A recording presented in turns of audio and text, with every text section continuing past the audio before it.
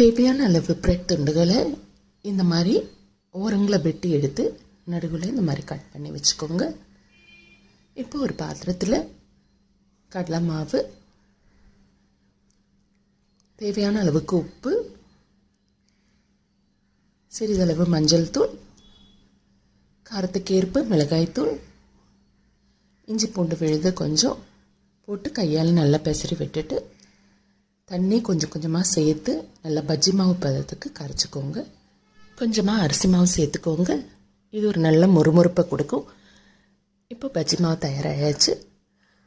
ஒரு கடாய் அடுப்பில் வச்சு பொரிக்கிற அளவுக்கு தேவையான அளவு எண்ணெய் ஊற்றி அது சூடாகி வந்ததும் இந்த பிரெட் துண்டுகளை 2 சைடுலேயும் போட்டு அந்த பஜ்ஜி மாவில் பெரட்டி எடுத்து இந்த எண்ணெயில் போட்டு ஒரு சைடு வெந்து வந்ததும் திருப்பி போட்டு இன்னொரு சைடு ஃப்ரை பண்ணி எடுத்திங்கன்னா ஸ்டைலில் சூப்பர் டேஸ்டான பிரெட் பஜ்ஜி தயார்.